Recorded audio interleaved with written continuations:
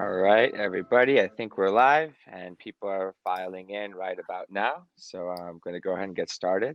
Welcome, everybody. I'm Gaurav Dubey, the content editor over at Microdose Psychedelic Insights. And we are so pleased to present our first custom event series, leveraging the platform strengths of our psychedelic operating system to produce this Mydecine Speaker Series Psychedelic Solutions event. So Mydecine trades on the CSX under MYCO, the OTC under MYCO F, and the FSC under ONFA. The Mydecine Innovations Group is an emerging biopharma and life sciences company committed to the research, development, and acceptance of alternative nature-sourced medicine for mainstream use. Mydecine has three core focuses: developing a robust portfolio of intellectual property through cutting-edge research initiatives, clinical trials focusing on veterans, EMS, and first responders with a PTSD indication, modern technology utilizing its own digital telehealth platform for better clinical trial management and mental health well-being. To achieve these initiatives, Mydecine has assembled a world-class team of global scientific and medical experts and have today brought together 4 members to review how cutting-edge research is igniting mainstream medical interest to unlock the potential of psychedelic therapies. I have the pleasure of introducing our wonderfully talented moderator today, Yeji Lee. Yeji is a journalist at Business Insider, where she focuses on the cannabis and psychedelics industries. At BI, Yeji has covered the burgeoning psychedelic space as it's garnered more interest from traditional biotech investors and Canadian banks alike over the past year. She's profiled top executives from companies like Compass and Atai and has written about the emerging trends in the industry, as some companies have geared up to go public and others have laid out the groundwork to gain FDA approval on psychedelic-based treatments. Yeji joined Business Insider after graduating from Columbia University School of Journalism. She was raised between South Korea and Canada and is now based in New York. And now I have the pleasure of handing the mic over to her. And I think all our panelists are now here. So take it away, Yeji, and thank you all so much. Have a wonderful event series. Thanks for the intro. Hi, everyone. Welcome to the panel. Today, we'll be discussing how cutting-edge research is igniting mainstream medical interest to unlock the potential of psychedelic therapies. This is the first part of the Mydecine Speaker Series by Mydecine Innovations Group. And before I introduce our panelists, I'd like the audience to know that you can ask us questions. There should be an option for you to send them in through your browser. The first 60 minutes of the panel will be focused on the speakers, and the last half hour will be reserved for questions from the audience. So feel free to send those in as they come up, and we'll get to those later on. To introduce today's panelists, we have Dr. Ruth Lanius, Professor of Psychiatry and the Director of PTSD Research at the University of Western Ontario. Dr. Rakesh Jetly, Chief Medical Officer for Mydecine Innovations Group, Robert Roscow, Chief Scientific Officer and co-founder of Mydecine Innovations Group, and last but not least, Dr. Robin Carhart-Harris, Head of the Center for Psychedelic Research at Imperial College London. Now, before we dive into the questions, I'm just going to ask each of the panelists to introduce themselves really quickly, and just starting from who's first on my screen. Why don't we start with you, Ruth? Hi, everyone. I'm a clinician scientist and professor of psychiatry at Western University. I've spent the last 2 decades researching what happens in the brain, mind, and body in individuals who have been traumatized. I'm also involved in treatment of post-traumatic stress, and I see clients regularly. And I'm really interested in expanding my integrative treatment approach and learning new methods that can help my patients. And that's my All right, great. Thanks, Ruth. And Robert, why don't you go next? Excellent, thanks. So really happy to be here. I'm Robert Roscow, the CSO of Mydecine Innovations Group. And we really, started Mydecine to take advantage of and build on the foundation of the changing climate of understanding and interest in psychedelic medicine. So really excited to be on the panel today to talk about, how research is really, helping move that forward. Thanks. All right, Rakesh, you next. Yep. Can you hear me okay? Mm-hmm. Okay. So Rakesh Jetly, I'm a psychiatrist, and Ruth and I have been in this sort of trauma business for about the same time. We trained at the same time in Ontario. I've a little different path. I've been a psychiatrist with the Canadian Armed Forces for about 20 years, a family doc with the military before that. So my commitment has been sort of as a clinician scientist, trying to understand PTSD and the effects of trauma on soldiers and veterans. And this transition into sort of MYCO in this position is ideal because we really want to understand and explore new options for veterans and military people and first responders that are suffering from PTSD, and try to understand what's happening in the brain and in the body as we try these new treatments. Thanks, Rakesh. And Robin, do we have you? I think we may have lost Robin. We can go back to that. We can go back to Robin's intro really quick later on. Why don't we just get started with the first question here? I'm going to pose it to all of you, so whoever wants to jump in, please feel free. Just to get to the main topic of this panel, how have recent studies shed light on both mental illness and the function of psychedelics as treatment? Oh, hey, Robin, do we have you?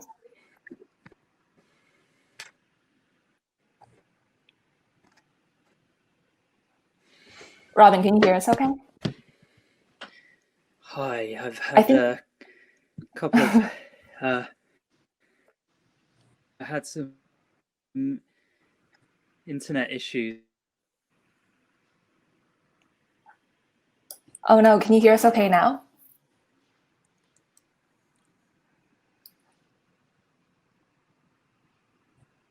I think he's frozen. Yeah, I think Robin may still be having internet issues. Why don't we jump into the question, and then once that's resolved, we can go back.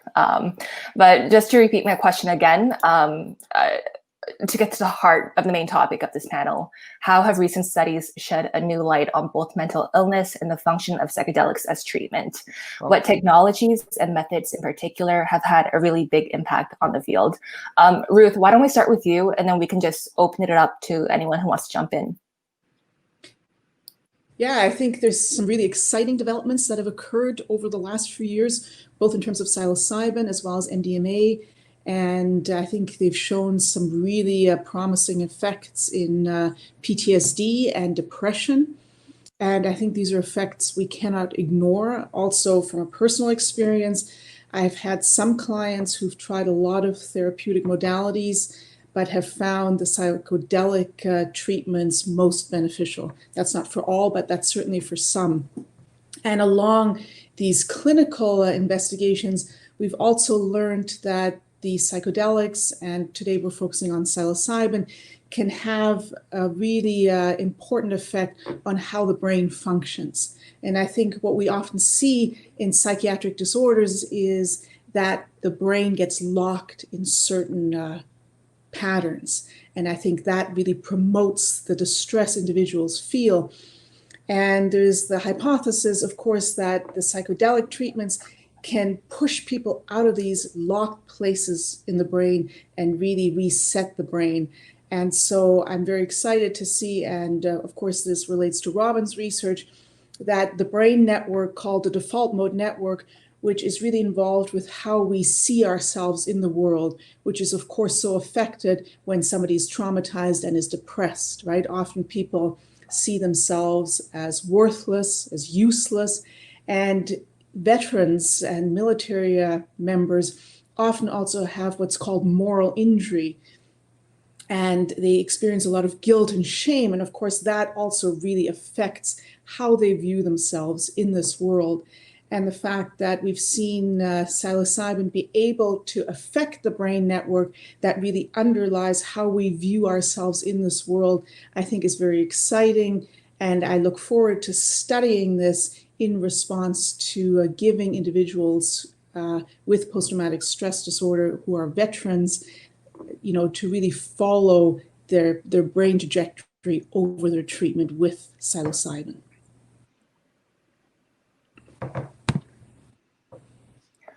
Robin, is your internet working I hope well now? so. Perfect. Literally, the technician came just as this was starting, so I'm sorry if there have been some hiccups there. That's okay. We are just on the first question here, but before we sort of move on and open that up to the rest of the panelists, Robin, why don't you give a quick introduction of yourself, and then I can repeat that first question again, so you just hear it. Sure. My name is Robin Carhart-Harris. I head up the Centre for Psychedelic Research at Imperial College London. I've been researching psychedelic drugs in a sense since I started my PhD in 2005, so about 15 years. I've done a series of brain imaging studies with a range of different psychedelics, psilocybin, LSD, MDMA, if that's defined as a psychedelic, and DMT, and also a couple of clinical trials in depression, including a recent double-blind randomized control trial comparing psilocybin with escitalopram for major depressive disorder. Other research as well, but I think that's probably enough for now. Pleased to be with you. Great. And I'll just repeat the first question again so you hear Robin. So the main question that we want to answer during this panel is, how have recent studies shed a new light on both mental illness and the function of psychedelics as treatment? What technologies and methods in particular have had a really big impact on the field? And Ruth just gave her answer, and I'm going to open it up to the rest of you to sort of jump in. Well, I can jump in briefly, and Sure, I think for someone that comes sort of from my path, and I was just speaking to another senior colleague who was talking about the shift in clinical work, and when you first start practicing medicine, you look at the evidence and the books and the structured cognitive behavioral therapy, and you're really committed to this evidence-based thing. As you get a little bit more older, you get a little bit more responsible for helping run a health system like I have, you start to notice where the evidence-based treatments end. You start to notice who it doesn't help, and you try to figure out, why isn't it working in this person? And if we're lucky in PTSD, the conventional treatments, medication, and psychotherapy, if we're lucky, it helps 50-60% of people. There's a huge number of dropouts. It's extremely difficult. So I've been searching sort of the last decade for sort of what else can we offer people? What can we offer people when the evidence-based treatment doesn't work? And that's why scouring and looking for the evidence and looking for the research that is really compelling. It's really, really hard to ignore the quality research that's being done in this space, whether it's psilocybin, whether it's MDMA. And so I just think, for me, it's let's try to find something else that we can offer people that can help them. Maybe to start off with, when the conventional treatments don't work. But in time, these may actually be preferred treatments. And that's kind of my hope. And that's what's brought me here. Yeah, I think one of the most exciting things in this area, and really it links together the expertise of Ruth and Robin, significantly, is this idea that we're seeing, new techniques like neuroimaging really shining a light on the mechanisms that are underlying some of this, the possible reset or this, potential, greater utility of therapy that Ruth was so nicely describing. If we can understand that mechanism, we can really apply this across therapy. And to me, as a scientist, that's really exciting, because it's really the new understanding, shedding a new light on how do we use this for best practices and helping patients ultimately.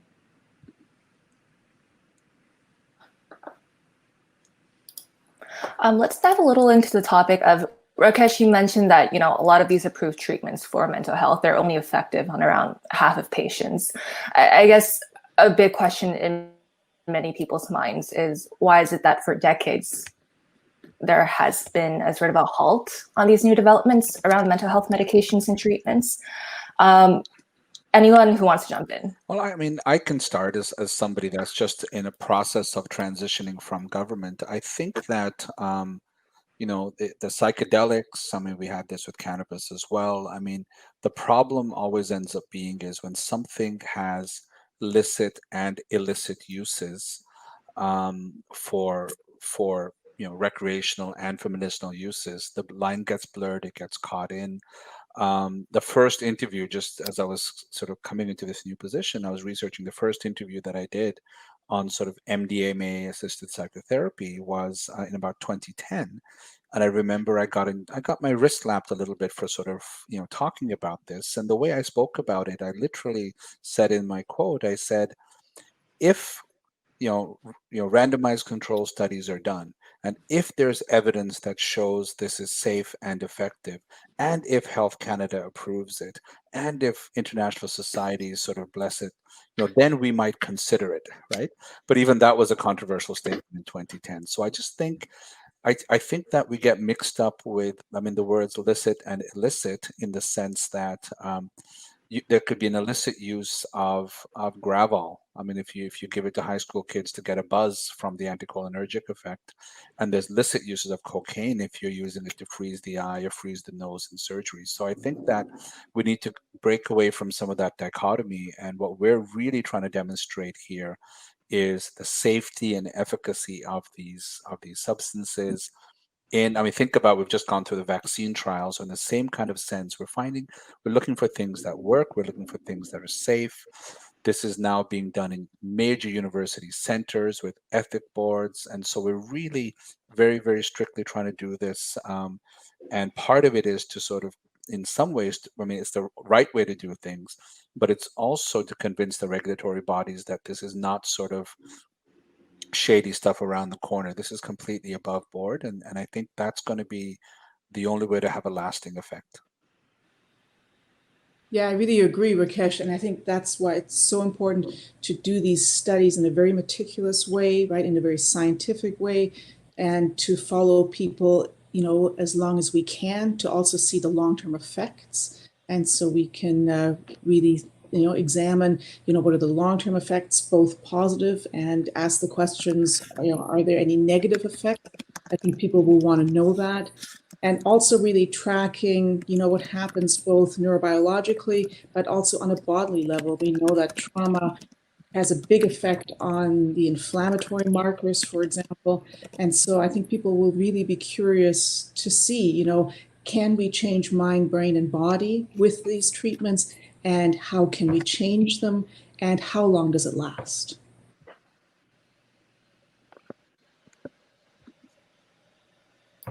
Yeah, I think Ruth is touching on one of the most interesting aspects of this category of research is the fact that the compounds of interest, psilocybin in this case, and other psychedelics, really are they address multiple systems. We think of them as primarily addressing the central nervous system and their sort of prime effect, but they are very much active in the GI system, the immune system, in inflammation response. So it's really kind of an interesting open question in this area of research as to how that then branches into other conditions or helps more in nuanced ways address the prime conditions of interest like PTSD, depression, etc.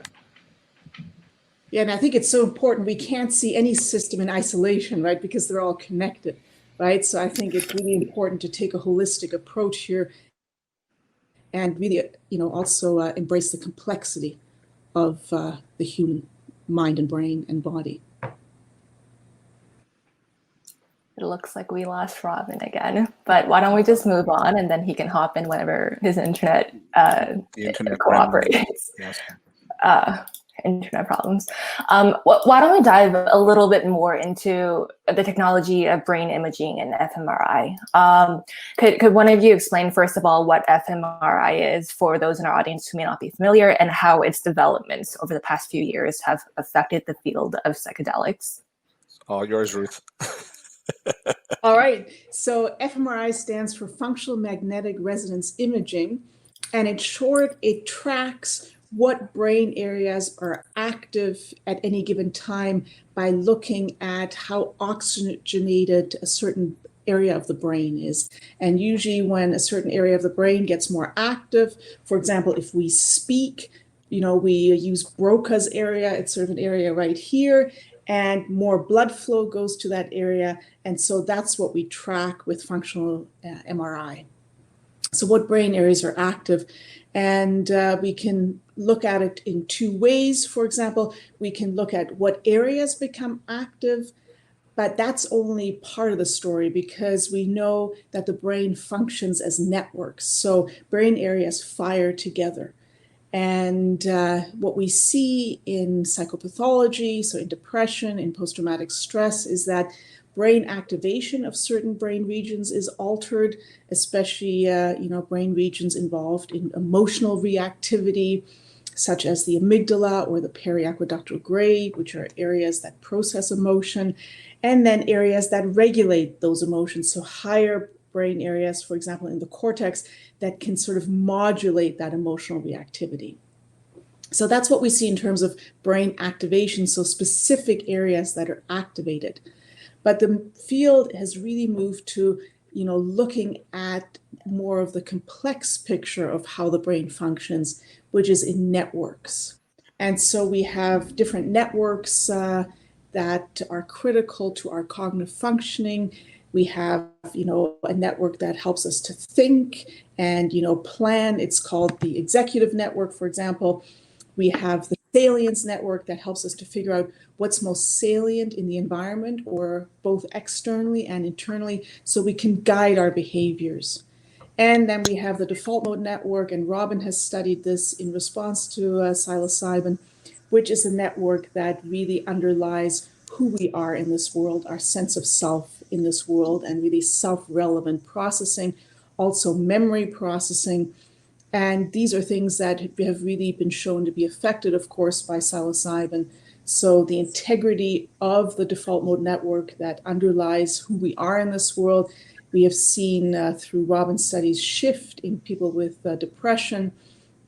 And also the way we recall memories that are also critical to the default network can change, in people after psilocybin use. And Robin has actually done some of these studies, so I think he'd be in a great position to comment further. Now, can you hear me? Yes, we can. Yes. Okay, good. I'm so sorry about this. It's been frustrating the last couple of days, and it's a recent issue. But yes, as Ruth says, analyses are now becoming more about networks rather than distinct modules in the brain serving distinct functions, but rather distributed networks of regions. And they're also becoming more dynamic. So rather than looking at the properties of brain regions or systems on average across a chunk of time, we can look more dynamically at trajectories of brain activity across time. And those analyses are yielding new insights generally in cognitive neuroscience, and new insights about the brain action of psychedelics as well. And a particular finding that is emerging from our more recent analyses is that under the influence of psychedelics, certain hierarchically high-level brain networks, and these are networks of regions that host the most important target of psychedelic drugs, a particular subtype, particular serotonin receptor subtype. These networks appear to break down, and novel patterns of functional connectivity appear to replace them, more globally interconnected patterns of brain activity and brain communication. So it's almost as if these distinct high-level networks, some of those that Ruth was referring to, the default mode network involved in internal mentation and imagination, and executive networks and attention networks closely related, appear to break down, their boundaries appear to break down. Those patterns are sort of skipped over in a sense under the psychedelic, and the brain appears to inhabit a more globally diffuse pattern of brain communication under the psychedelics. And if I can jump in as somebody that sort of has to translate this beautiful science sometimes for patients, my oldest daughter is studying first year psychology, and I see they're teaching things a little bit wrong because they haven't kept up with the great stuff that Rob and Ruth are saying. And what they teach quite often is this spot in the brain is where fear is. This spot in the brain is where memory is, right? The amygdala runs amok in PTSD. And really what we've learned over the years, and I remember, some of the first subjects we used to measure parts of the brain, is really the part of the brain that reminds the scared part, hey, it's okay, you're not in Afghanistan anymore. This isn't happening again. They're offline. They're not talking to each other, right? So the idea of treatment is to get the parts of the brain to start talking to each other again.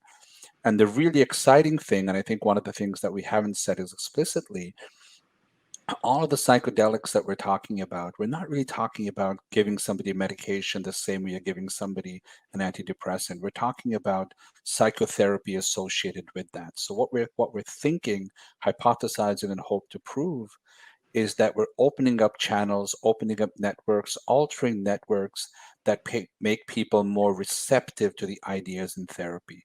Ruth talked about moral injury, the guilt and the shame that and anger that sometimes veterans feel after deployments and after a career. So for many, many years, people have been saying, let's talk about that. Let's reflect on how you feel about your colleagues dying and things like that. But they're so defended, they're not receptive to it. So we're hoping that with the psilocybin experience, some upregulation, downregulation, some connections are going to change, that some of these therapeutic techniques and talking to them, they're going to be more receptive to it. So that's part of what excites us as well. So, just like we never delink safety and efficacy, we want things that work and are safe. I think the other thing that we're not delinking is the medication-assisted psychotherapy. We're really talking about changing the brain to be more receptive to psychotherapies and changing the medication. The dose is one thing, the timing, but also the type of psychotherapy is something that we're going to be studying in our trials. Yeah, related to what Rakesh is saying, I always like to think about this, what's the potential a few steps down the road? And so really using imaging techniques as well as also new, overlaps of looking at known biomarkers related to these conditions, overlapping with these imaging techniques. If you think about how that can then be extrapolated down the line, it really allows us to better understand, and not only understand, but define this period of receptiveness to therapy. And so really it's ultimately a better understanding that'll enable more patients to get access to this treatment, because it'll better describe when is that receptive period appropriate for therapy, what's the time period, how do you actually use precise dosing to do that most efficiently and with the least amount of safety risk or side effects to the patient. So really this is the building blocks of how this matures into a very precisely prescribable adjunct or aid to therapy, which is really exciting to me. That's a really good point, Robert. And I think one of the biggest misconceptions I hear in the world of psychedelics, the people who are just, poking their noses in because they're curious, is that, people are very heavily focused on the fact that companies are developing these drugs for treatment. And there doesn't seem to be as big of a focus on the psychotherapy part of this, at least from the newcomers peeking in. Ruth, I would love to hear a little bit about what that process actually looks like. This idea of taking these treatments and then having them be more receptive to psychotherapy. What does that process actually look like in a setting? Yeah, and I think that's a critical question, and that's also a critical component of this treatment, right? That I think we really have to underline. And I think, there's different phases of it, right? There's the preparation phase that, in my opinion, needs to look as closely to the psychedelic as possible. So things are very predictable for the client. When they have these hallucinatory experiences, when they enter this different world, that, they've been grounded in the first session, pre-psychedelic, and that gives them a foundation and really a holding environment to have this experience. And then I think during the psychedelic experience, the therapist, again, provides a container, a holding environment, and really provides the safety for the patient to be able to form new connections, to reflect, to experience new things. And for example, one of my patients experienced for the first time during a psychedelic experience was the capacity to experience positive emotion. They had never been able to do that before because they felt very non-deserving of experiencing anything positive. And so just being the holding environment, being the container while individuals go through these events, and sometimes they can be unpleasant also. And so I think sometimes we have to provide a reality check. For example, if somebody starts believing that a close relative has died, that has not died, I think the responsibility of the therapist is just to gently say, actually, I don't believe, your relative is dead. And again, foster that safety through that hold. And then I think there's also a real place to start thinking about the follow-up care. How can we approach the follow-up care now that the individual's sense of self has really shifted? They've experienced new things, new avenues have opened up for them. And how do we continue to process that with an individual, right? To really foster a new sense of being in this world, which I think is something we really want to achieve through good treatment. So I think there's different phases that are all critical, that we all need to study, and that are all very interesting and very exciting. And that's, to complement, absolutely, Ruth, that's beautifully put. I think that, the team that we've put together as our primary investigators and also our advisory board, are clinician scientists for the large part, people that have sat in the room 3 feet across from people that are suffering with PTSD. And I think that we are considering the psychotherapy to be an active ingredient here. This is part of what we're studying. There's all kinds of different approaches: cognitive behavioral, exposure therapies, acceptance and commitment therapies, self-psychology. There's all kinds of different ones. And we're considering that one of the variables. And that's why we've deliberately chosen to do multiple sites, small phase 2A kind of trials, because we consider the medication. And then as we go to larger trials, our investigators, we're having our first call tomorrow. We're all going to sit together and sort of share notes and ideas, because I think there's the safety piece, and Ruth is right, the preparatory phase. You don't want to scare people. Sometimes the psychedelic experience can be a bit harsh. So in some ways you want to facilitate, you want to guide, but you don't want to get in the way, right? Mm-hmm. And that's the dance of what we're trying to do here. And I think trauma is a little different than depression. Not better, worse, but it's different. And I think as Ruth knows, we can slice and dice trauma in so many different ways. There's a lot of difference between the horrific childhood abuse that some of our patients have and the wartime experiences as adults. So in terms of how we do the therapy, like, we're really in learning mode, to be honest with you. We've got a group of experts around us, but we're in learning mode, and we cannot understate the importance of the psychotherapy. And we have more questions than answers, and that's full disclosure. Yeah, I really agree with you, not getting in the way, Rakesh. And one analogy I often use with my patients is, letting the butterfly emerge. I always say, don't mess with the larva. Yeah. Just let the butterfly emerge. And, I stand back and I coach them to really get in touch with their own strengths, their own inner resilience. And I think that's really what we need to do here as well, and just keep providing that container of safety and reassurance when required. That aspect of allowing inner growth and sort of this inner discovery is interesting, because it really draws a strong correlation, a strong connection to the traditional use of a lot of these substances. And something as a scientist I think is really, really interesting is that we're really kind of looking at this in a new context and a new lens, but maybe some of the underlying functionality of the individuals is actually quite similar to what might have been done in more traditional practice, just with a completely different setting, et cetera. And so that's, I think, really, really interesting, and understanding the overlap of kind of how is that aspect best used in medicine, because it's so different than current regimes of treatment. So that's I think one of our biggest open questions, like Rakesh was saying. There's a lot of open questions. I think this is one of the biggest ones, but it's a very interesting one. I think one that'll see really strong benefit as we continue to understand it better.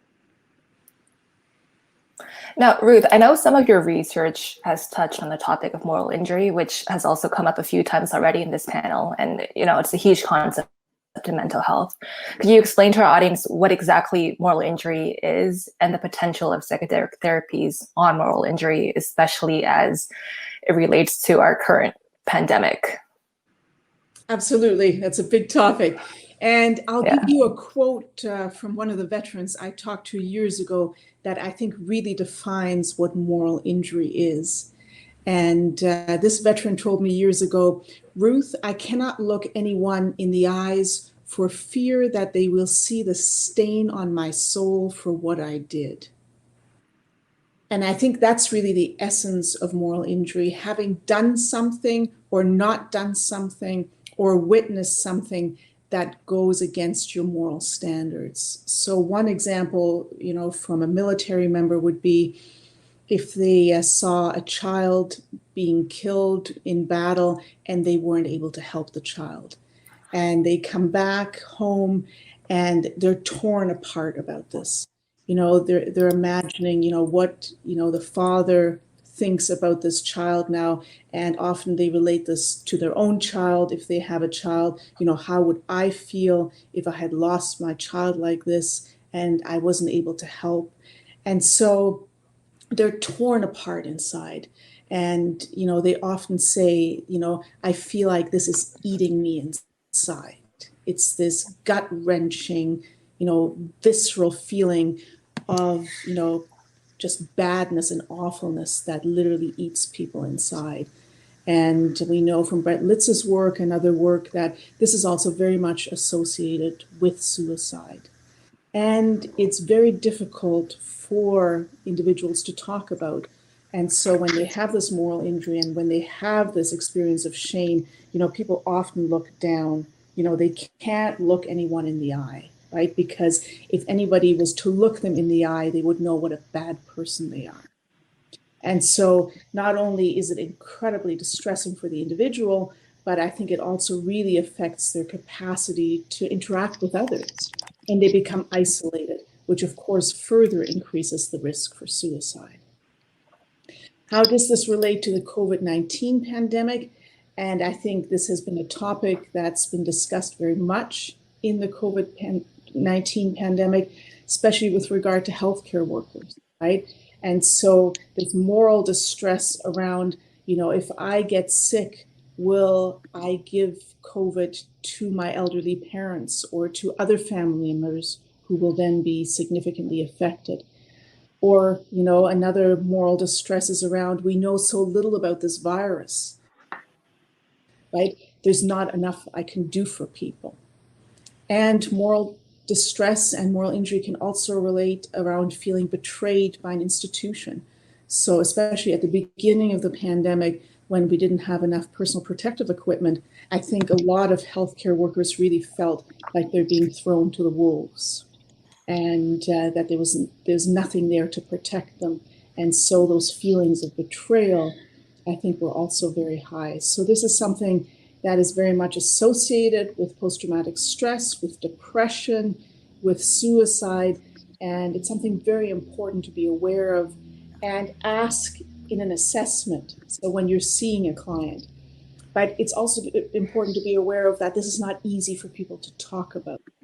And so often when you ask, do you feel guilt or shame, you don't get much. But, if you track somebody's gaze and if they always show a downward gaze and, you comment on that, sometimes just saying, I notice it's hard for you to make eye contact. What's it like to make eye contact? What makes that difficult? Sometimes that's an easier way to get at it. Or sometimes I just say, I just quote the veteran and I say, one of the guys just, told me that, I can't look anyone in the eye for fear that they will see the stain on my soul.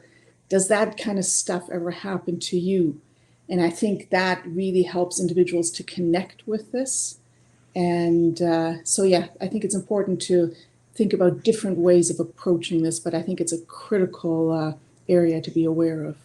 Yeah, I think, Ruth, just to jump on, a couple of things. The healthcare professionals, and one of the things that we've discussed sort of within military circles is, we have often been sent into humanitarian crises, into war zones. So the concepts of triage, rationing medication, deciding who's going to get the treatment, who's not going to get the treatment is something that a very small number of health professionals are used to.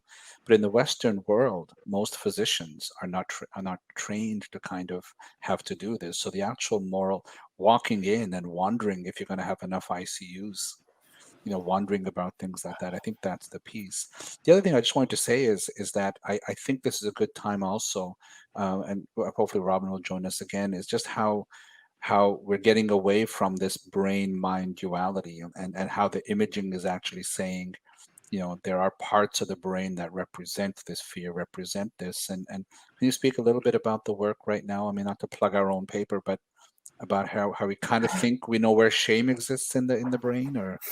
Sure. And we've just had a paper accepted. It's just in press, and it's in collaboration with Rakesh and my graduate student, Chantel Lloyd, who's just graduated, is the first author. And the first analysis we did was actually look at what specific areas of the brain activate during a shame response. And what we find is that there's one brain region called the insula. It's sort of, right at the intersection between the limbic system, the emotional system, and the cortex, the outer mantle of the brain that helps us to think. And it's the back part of that region that's involved in disgust, in moral disgust, and really carries those visceral sensations, so that experiencing that pit in the stomach, or that gut-wrenching pain. And that's the region that's really active when individuals recall memories of moral injury. And this may really be relating to the fact that they feel like they're, being eaten up inside. So this region very prominently activates. And the other thing that occurs is that higher regions in the cortex that can modulate these lower emotional regions that make us feel upset, that seems to become hyperactive in an attempt to kind of modulate all that distress. What's also interesting about, these feelings of being eaten up inside and that visceral distress is that we're not conscious of that completely. We're conscious that it's distressing, but we can't name it. It's not at a level that we can name it. So I think these individuals are confronted with an incredible amount of distress, bodily, visceral distress, that they can't name and that they can't put words to, which I think makes it even more difficult also to communicate and to process. Which is the huge aspect of let's do pre and post imaging in all of these people and identify, sort of perhaps pathology ahead of time in the brain, and hopefully resolving it after the psychedelic experience in the psychotherapy. Absolutely, yeah. This really too speaks to the sea change that we were sort of talking about at the beginning, where we're, going from a paradigm where people are, having to self-describe something that's very uncomfortable and very difficult for them to self-describe. And if we can match that with a, non-self-described measure of some sort, it really does enhance the therapy that we can provide. And it continues to sort of, point that lens, like I was mentioning earlier, on how do we best pinpoint the patients that are going to see the best benefit. And from a, how do we get this to the most patients fastest point of view? Also, if we can use this sort of precise knowledge of brain imaging or of the, underlying mechanism of these conditions, and then show that psychedelic assisted therapy is really changing that quickly. There's actually accelerating designations that you can get with groups like the FDA, especially if you're dealing with something that's a terminal risk like suicide risk. And you can really get these accelerated. You can, they're still under regulatory review, but you can get them to a larger amount of patients in earlier stages. And so this is something that I think is really a strong aspect of this research, is that it may really stand as the foundation for moving those things forward on a regulatory side, which will be, massively expand the patients that can be addressed, not just within the scope of a clinical trial, but across, larger practice. Piggybacking on what you just said, Robert, about how this can help us get really specific treatments for very specific patients. Ruth, I think maybe this question would be best directed at you. Like, how does moral injury specifically differ from PTSD in terms of how it's defined, first of all, but also in terms of how it can be treated or could be treated? Yeah, and that's the million-dollar question. So how does it differ from PTSD? The most recent criteria in the diagnostic manual, the 5th version, actually includes guilt and shame. but it doesn't address specifically moral injury. And so Rakesh and I have actually been talking about how can we make this more prominent in, the classification of post-traumatic stress. We've been discussing, does it need to be a separate subtype, or, how do we go about classifying this in more detail? So I think that's still an open question. And in terms of treatment, these recent results that we got really made me think about, how we need to think about treatment in really two ways. There's top-down approaches, right, which cognitive behavioral therapy is a great example of. So that really, we work with our thinking brain, with the narrative, with language, and we really modulate the brain top-down, right? So the brain can regulate from a top-down way these emotional responses. But if this top part of the brain is not fully functioning, as it seems to be in moral injury, then we also need to think about bottom-up mechanisms, right? So how can we intervene at a bottom-up level? And some of these treatments are bodily-based treatments, yoga, exercise. I think psychedelics also have the ability to intervene at a bottom-up level and kind of reset the brain from that kind of level. Neurofeedback is another way that can, I think, intervene from a bottom-up level. And so how can we really shift this emotion from being just a visceral sensation to an emotion that somebody can think about and that somebody can process at a higher level? Because in order to shift things eventually, you have to rethink the experience, right? And kind of really reset the experience and think about, maybe this wasn't my fault, right? I did the best that I could. This was my job. I had to do this to protect my comrades. But in order to be able to process at that level, you have to be able to label the emotion. It has to be at a conscious level. And all those higher level structures need to be online. And so I think that's how we need to think about this type of treatment. I think just to echo that, beautifully put, Ruth. I think we've talked about let's get rid of the mind-brain duality, but let's also get rid of the brain-body duality. Yes. Right? Let's get rid of that, because the idea is to think for a moment that diseases of the mind or diseases of the brain don't affect the body. And we've talked about inflammation. We've talked about all of these things. When you look at veterans of war, whether it's World War I, World War II, and the most recent conflicts, they tend to have a higher rate of physical illnesses, whether it's diabetes, heart disease, chronic pain.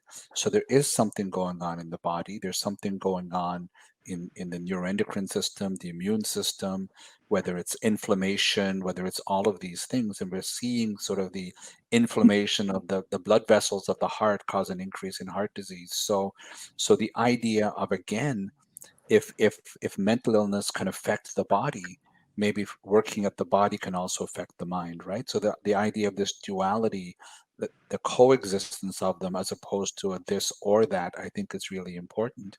Again, the reason why we are committed to this battery of biomarkers as well. We are looking to see not just how the brain structure and function changes with the psychedelic and the psychotherapy, but we're also looking to see how the immune system responds, how the inflammatory system responds, because when you see psychedelics being sort of pitched, for lack of a better word, for all of these treatments, from addictions to pain to depression or PTSD, it's either snake oil or there is something underlying, a common mechanism, which is, again, what we're committed to looking for as well and adding to the literature.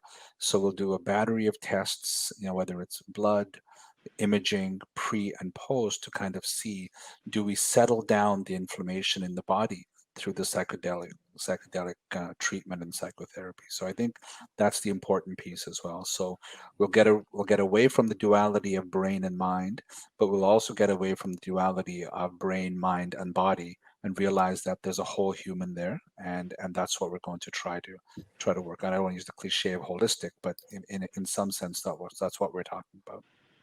Yeah, the past methodologies of binning these different systems as if they don't interact and don't, talk to each other is really just sort of, antiquated at this point. And when you think about just the basic facts of what we're doing on a, cellular level or on a drug design level, we're taking a psychedelic substance which binds to serotonin receptors, and we know that there's serotonin receptors in all sorts of different organ systems throughout the body, not just the central nervous system. So you'd expect these sort of whole body effects and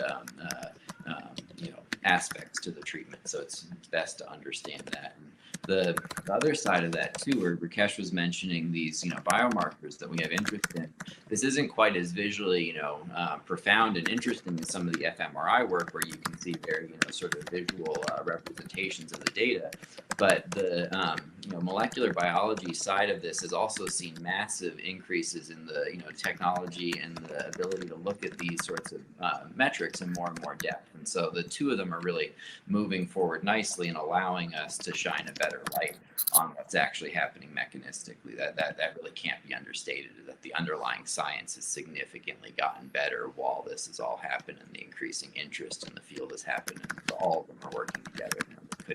The current situation wouldn't have materialized without one of those aspects. Robin, can you hear us okay? I can, yes. Yeah, good. I can't hear everybody. I hear, it's patchy, the audio. I'm so sorry, but I can hear you now. So perfect. Robin, I just have one question directed towards you before I sort of get on to our last question. I know it's almost time to wrap up. But Robin, you recently published a paper detailing a new construct, pivotal mental states. Could you describe for our audience what exactly that is and how it sort of relates to the larger question of psychedelic treatments? Yes, sure.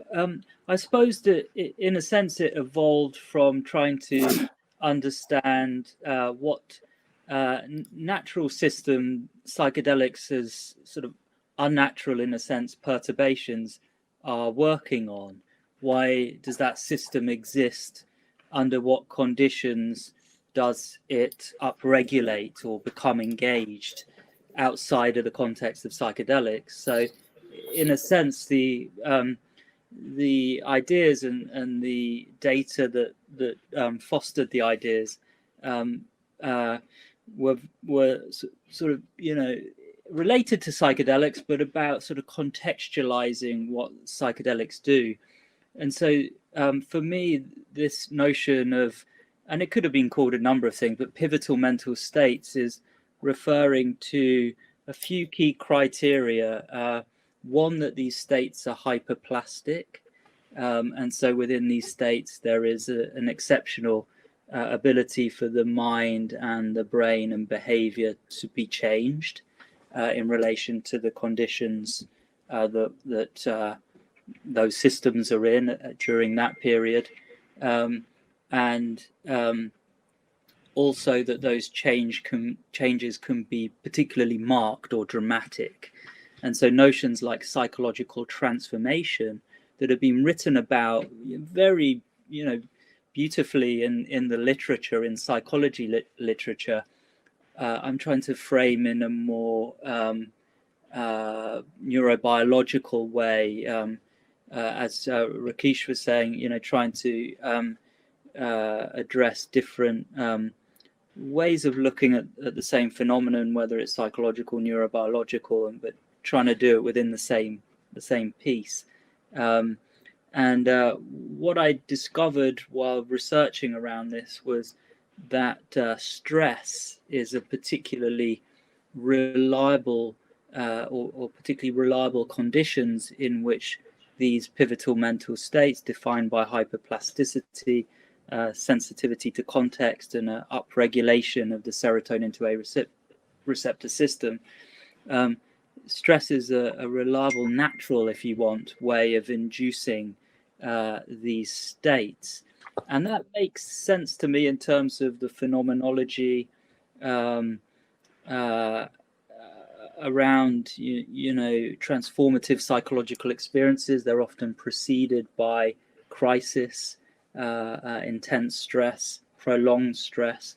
And so for me, working these things out, and it's a hypothesis. It's there to be tested.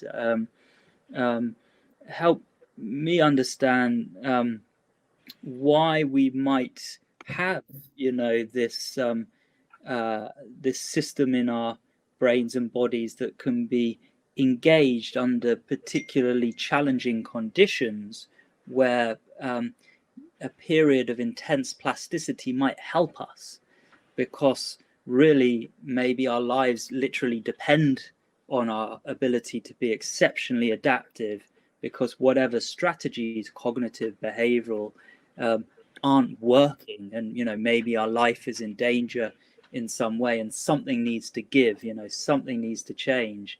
And so for me, it's sort of understanding, outside of the context of psychedelics, what can happen in the brain that can induce, what changes, what processes can play out that induce something akin to a psychedelic-like experience that seem to engage the same pharmacological and other neurobiological mechanisms that psychedelics kind of hack or hijack. Thanks for that, Robin. And just for the sake of time, we only have 5 minutes left before we move on to the Q&A portion of this panel. But I wanted to pose this question to all of you. We've seen this hugely increased interest into psychedelics over the past few years, and especially over the past few months. This is a two-part question. The first part is, I wanted to ask you guys all why you think this interest is here now, the timing of it, the degree of it, why you think that's happening. And then second of all, how you think that this interest will impact the realm of psychedelic science moving forward. For example, what can we expect to see in 5 years' time as a result of this renewed interest in the field? Ruth, why don't we start with you, and then we can sort of work counterclockwise through the rest of the panelists. Sure. I think what we're seeing is that we're starting to have a critical mass of people interested in this and studying it. I think it's being studied at some of the mainstream places. Robin is one example here. And I think you need a critical mass to get to a certain point of interest. And I think that's where we're at. And what I also see is that, especially with the younger generation, is that people feel really stuck with the current treatments that we have. As Rakesh talked about, we've got some great treatments.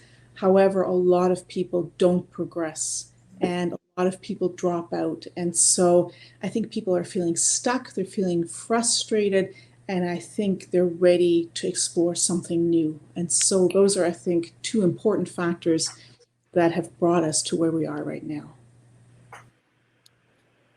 How do you see this impacting the field of psychedelics moving forward? I think we're going to have, a massive amount of data in the next 5 to 10 years. And I think it's really going to inform treatment and policy. That's where I see it's going. Thanks, Ruth. Robert, why don't we move on to you?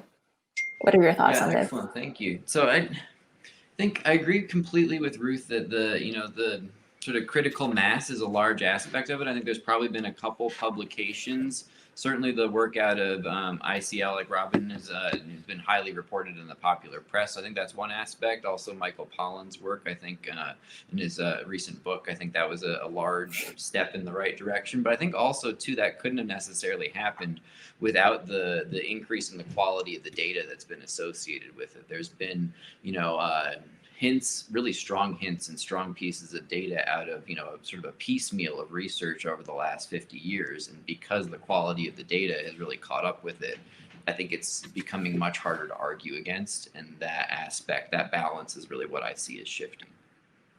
And I think, if I move forward 5 years in my own mind, I think really what understanding this more precisely is going to do is allow a sequential enabling of different conditions that we can use to treat with psychedelics, primarily like we're talking about here, assisting psychotherapy, but as was mentioned, there's, applicability across a number of different body systems, and I see those as new frontiers in this area, things along the lines of the immune system, inflammation, et cetera, like Rakesh was mentioning.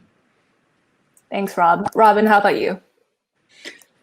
Well, for a long time, it's been hard in a sense for this area to be taken seriously. So I've got to be honest, I'm very much enjoying the present mainstreaming of things, seeing papers get into prestigious journals, and seeing a lot of luminaries in academic psychiatry, like those that you have on the call here, becoming interested now is wonderful to see. Yes, it's kind of affirming in a way. I remember the days of speaking to people at conferences where they would kind of literally scoff, the triviality of studying how psychedelic drugs work in the brain. And so this is great, and of course it translates into more resources to do research, to ask more questions, and indeed build that critical mass of evidence. And it is so rich. I mean, there's a lot to all of this, to be processed, nuances in relationships, new ways of thinking about mental health itself, as well as interventions for mental health. So I do believe it's very healthy. And having recently done a trial where we've gone head to head with a conventional treatment for depression, that's helped contextualize for me quite how different psychedelic therapy is to a standard antidepressant medication, for example. And Rakesh, last but not least. Yeah, I could echo everything that everybody said. I think to change sort of a slightly different line, I think that for those of us that have been around long enough, we've sort of grown up in the SSRI, starting with Prozac kind of era, right? So what happens is it's now been about 30 years. So it's time for change. That's kind of the natural history, the cycle. We had antipsychotics, tricyclics before that. So I think that's one of the pieces.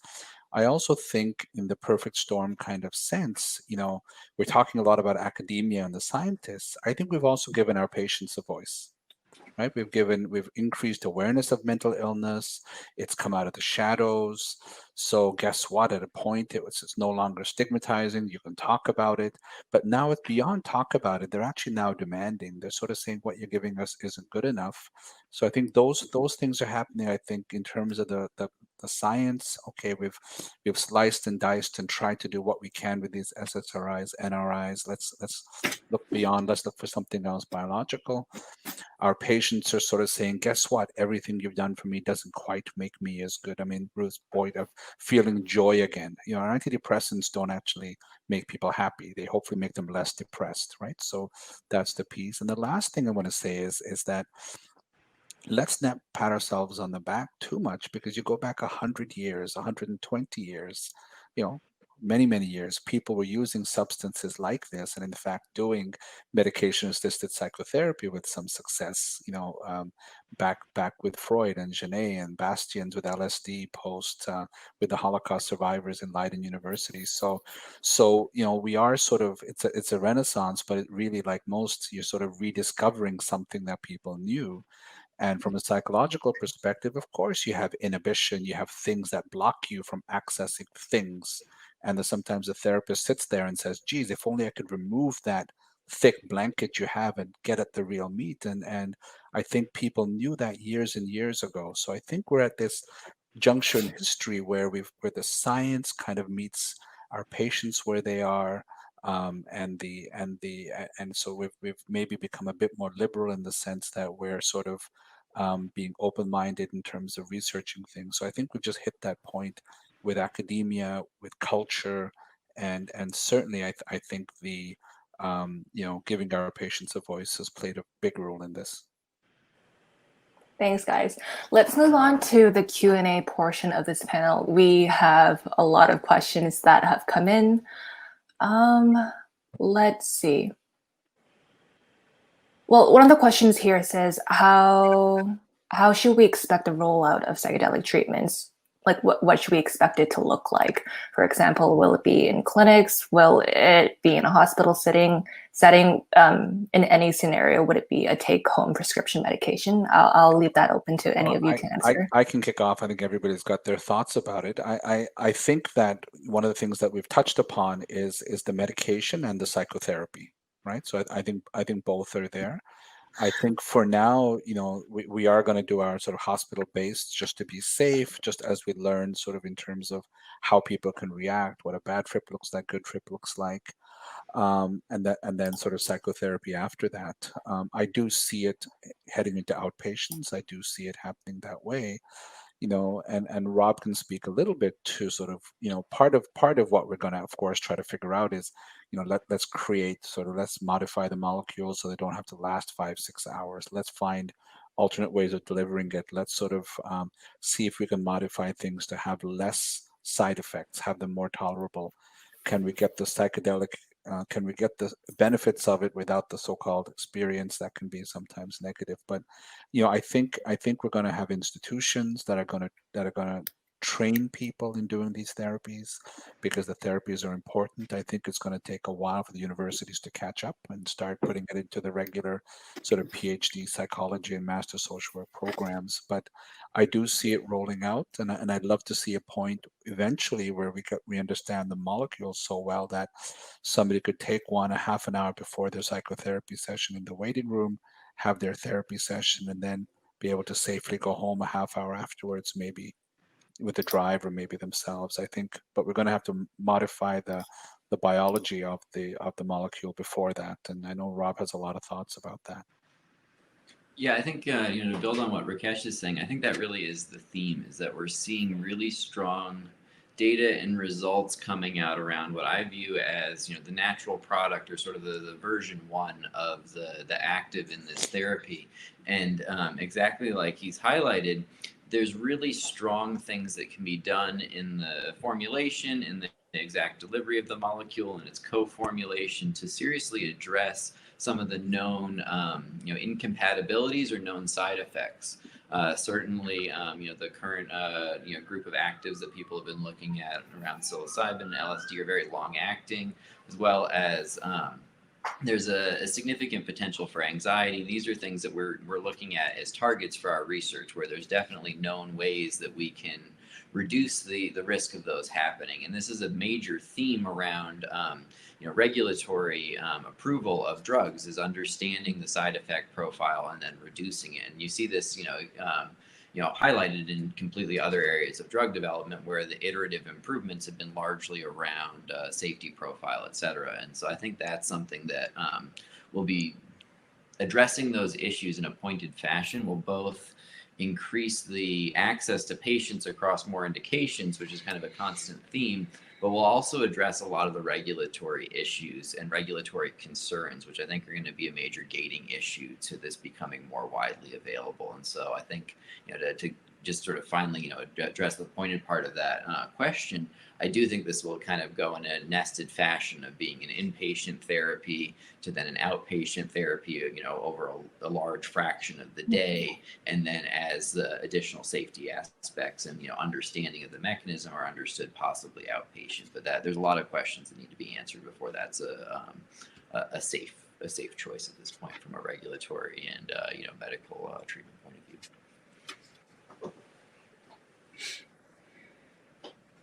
All right, I am just going to tackle these questions based on which one's got the most votes. So the number 1 on our list is from an addiction medicine doctor in Toronto, and it's directed towards Robin, but I think any one of our panelists can answer it. Can you comment on molecular derivatives that lack the psychedelic experience, for example, 18-MC? Can we expect good results in the absence of a mystical experience? Robin, why don't we start with you, and then anyone else can jump in. Sure. So the audio's just kicked in, so I think I've got it. And yes, we saw that fascinating paper from David Olson and his colleagues on this apparent non-psychedelic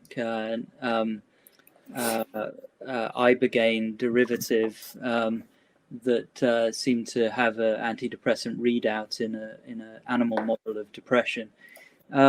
Yeah, fascinating. I've got to say, I'm a bit of a skeptic about whether it will translate into humans. We'll see. I think, it makes sense. It'd be useful if I'm wrong here, because it would be a nice thing and convenient if you can induce a desirable plasticity and changes in mind and mood states without the fireworks of a psychedelic experience that sometimes can be very difficult to tolerate, can be quite unpleasant.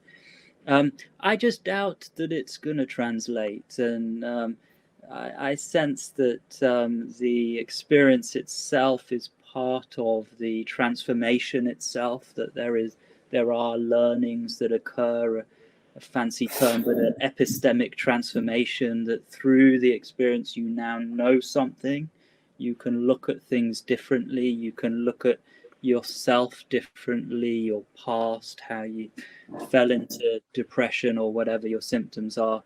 And that's important. The experience is important. It's like, a journey where you're conscious for that journey, or you were knocked out, at the end of the journey.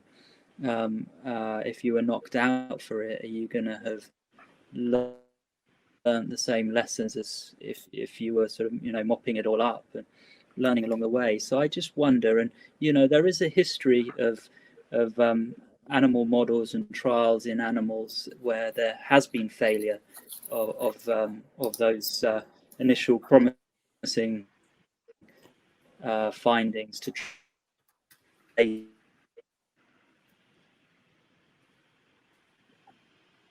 I think you're cutting out again, Robin. Oh no. I think I mean to sort of add to that, I think that's the beauty of the science, and I do. That's a question, and some different organizations have been funding similar research to that, and in the traditional sense, what we've done in medicine quite often is we've done what are called dismantling studies, right? You sort of try to break apart a treatment into parts, and I think one of the best examples that I mean Ruth can sort of comment on as well is the EMDR, right? Eye movement desensitization reprocessing, which was the breakthrough therapy with eye movements. And there was a beautiful example of, I mean, it's an effective therapy, tons of studies. There was a beautiful neurological example of how the actual brain, the eye movements from side to side work. But when they dismantled the study, they did, with or without eye movements, they found out that you can still get the effective treatment without the eye movements happening. So I think that, Robin, I was just saying while you cut out that this is the beauty of doing dismantling studies, right? If we're able to sort of separate and see, then we'll see what aspects contribute, and you can almost power a study to see, what aspects are essential and what aspects are, and I think that's the scientist in me is curious to sort of see, how important is the psychotherapy, how important is the timing, how important is the dose, how important is the psychedelic experience. So I think that's part of the learning that I think that will go, because again, safety and efficacy, if it's necessary, we'll give it. If it's not necessary, we won't. I think that's as we move forward. Absolutely, yes. Let's let the data speak, I suppose. But yeah.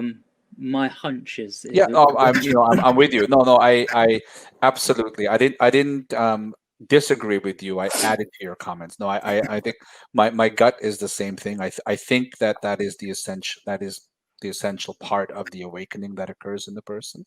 But I am sort of curious to sort of explore that.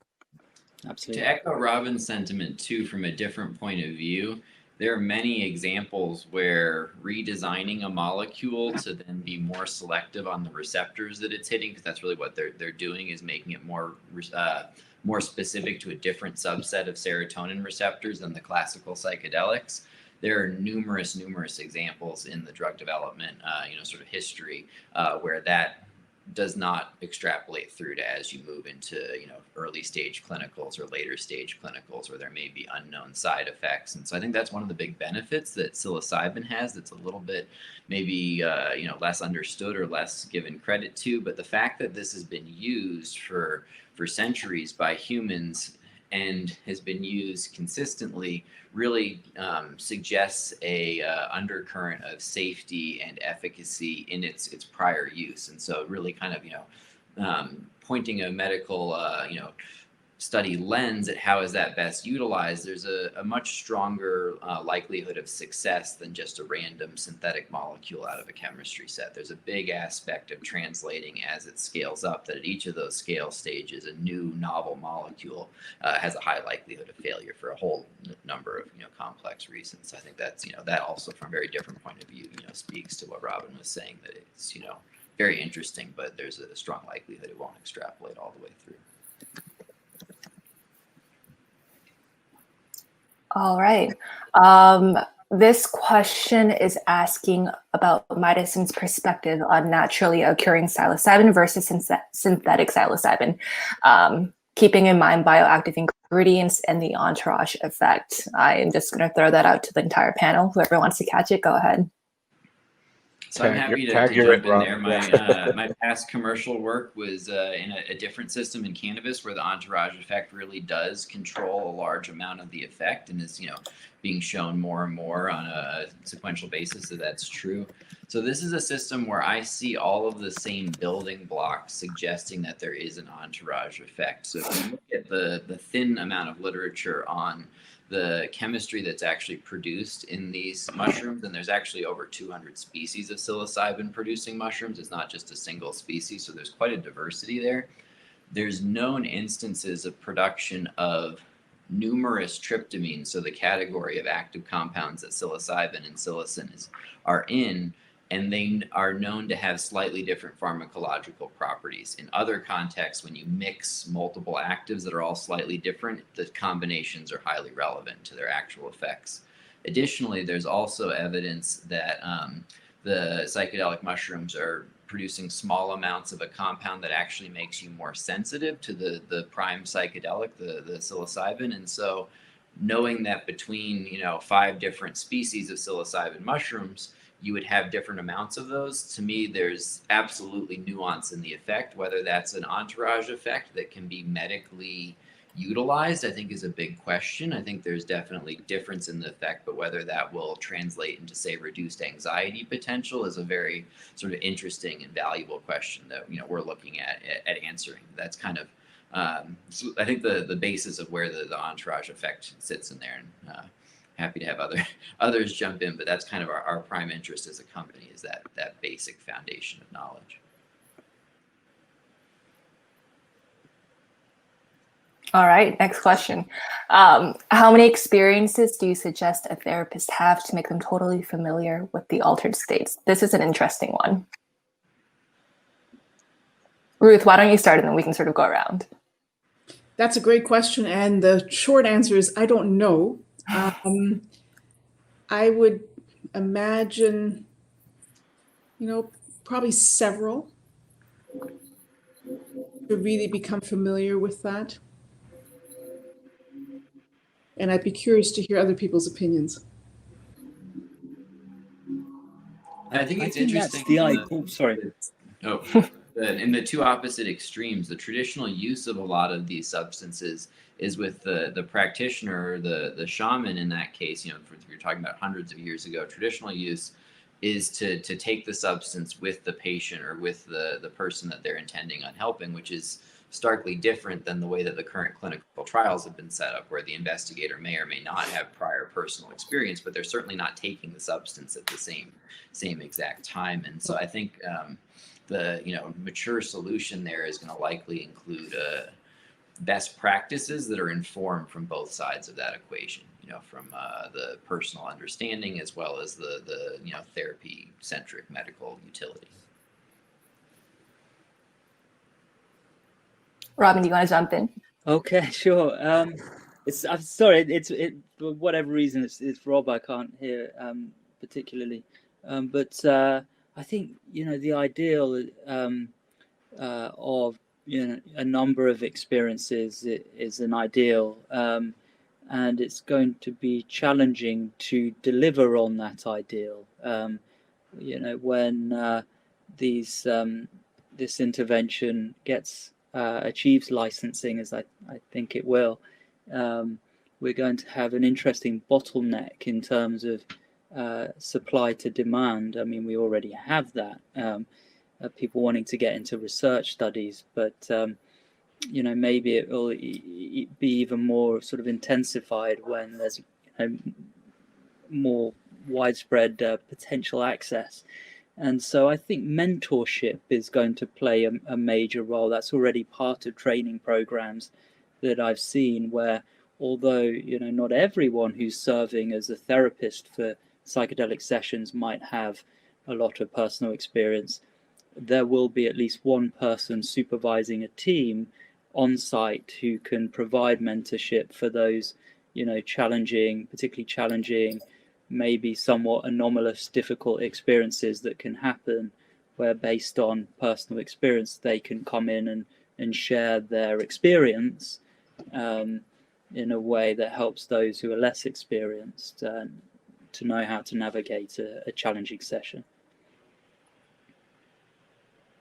Yeah, no, I mean, I'm agreeing with everything everybody says. I don't think, I think I don't know, that was the first answer out of Ruth, was probably the most honest one. I think to follow on Robin, I mean, it's about training, right? It's about training and supervision. And what's going to happen is that as this grows, we're going to find a real gap of therapists. We're going to find lots of doctors that might be comfortable prescribing 25 milligrams of psilocybin, once a week or something. But do we have trained people when we set up the training centers? It's a very personal thing to ask somebody to take something to be, they have to make that choice, and that has to be an informed choice. And I'd hate to lose very good therapists if people say, I'd rather not do it. So I think, to Robin's point, people that are aware, people that are experienced, I think that's crucial. In psychiatry, we have a tradition really that's left to the psychoanalysts. I mean, if you're going to do psychoanalytic training, they expect you to go through psychoanalysis. We don't necessarily have that for a lot of the other therapies. But it certainly is an excellent question, and I think that the training centers that'll pop up, they're going to pop up across the way, and we've been talking about setting some up for ourselves. That will certainly be one of the things that we'd have to consider. I think a therapist that has no other contraindications, health-wise and otherwise, that is interested in doing it, I think as a training center, we should try to make that available, and we should try to help the person through it safely and responsibly. To mandate that for every single person that wants to work in this space, I think that's difficult, given our current sort of, the way we practice and supervise and teach and mentor in medicine and psychology, psychiatry. I agree, Rakesh. Yeah. All right, thank you all. Moving on to our next question, which I think is equally as interesting. There are more and more underground networks of mycotherapy, psychotherapy groups working in the shadows as psychedelics becomes increasingly trendy in the media. Should the medical community discourage these groups, or is there a way to work with them to ensure that therapy is being done in an ethical and proper manner? I struggle with this. We can pretend they aren't operating, but they are, and I feel they can do a great deal of good for many people. I fear the potential for negative outcomes for others. Very interesting question. Anyone want to tackle that?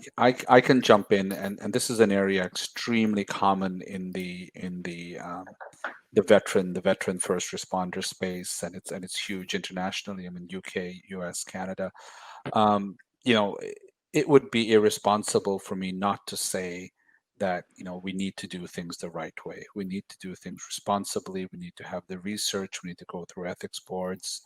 And I think part of it is there's a couple of reasons for it. One is that anything less of what we're trying to do can be dismissed as placebo effect, as anecdote. A guy went over there and told me he feels better now. We can't discount the people's suffering and how they feel, but to try to get into the mainstream, to get regulatory bodies to accept us, to get medical institutions to accept us, we need to have the literature, we need to have the science, we need to contribute, subject our studies to peer review, to get them into the journals that influence thought. So I just think I mean, I can't sit there and say, I mean, if people are doing it, they're doing it. Please do it safely. Please make sure that, people that have psychosis aren't getting psychedelics. I mean, be responsible doing it. But I think that it's not going to help us as a group to get to where we want to get, which is to have the governments, the regulatory bodies, the FDAs, the Health Canada, the EU, to kind of accept these as mainstream with the same standing as the traditional treatments. So you can tell I've thought about this one a little bit, but and I mean, I really do feel people that are suffering. I got an email from, a veteran in the UK that was suffering, and just say, hang in there, the science is coming soon. I know how difficult that is for me as a clinician to say to somebody, but I just think that if we're in it for the long haul, we need to convince people, and the only way to convince people is with data, ethically done research, irrefutable outcomes, and without that, we're going to just sort of simmer away and disappear for another 20 or 30 years. I do. Is it okay to come in? I do hope that there's not a dichotomy that develops where there are those who work with the system in the way that Rakesh is describing and do things properly in a regulated way and build the evidence, and then those who sort of reject the system. It would be a shame if it binarizes in that way. There's likely to be a lot of experience and wisdom in those who've been operating outside of the system. Absolutely. So my hope is that they join and come into the system and put the merits of scientific process to what they're doing. They collect data. They do bother with certification and such like, and quality standards on medication and such like. That will make for a healthier rollout. Is it going to happen that way? I don't know, but I would hope that it does.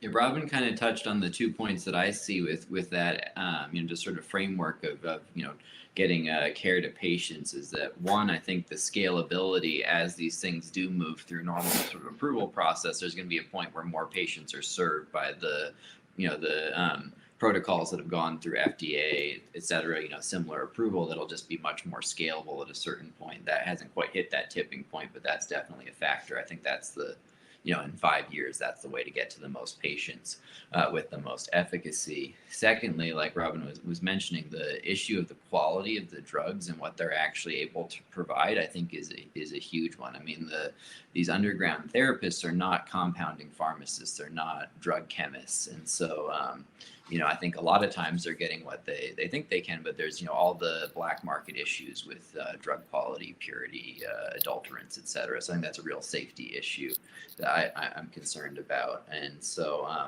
I think this is where I see really the ability of the science to accelerate things forward. Like I was mentioning, as a aside to what Ruth was talking about earlier, that there's really a possibility of doing things like breakthrough therapy for some of these more severe conditions sooner. It's not an immediate solution. It's not, how can somebody have this next week?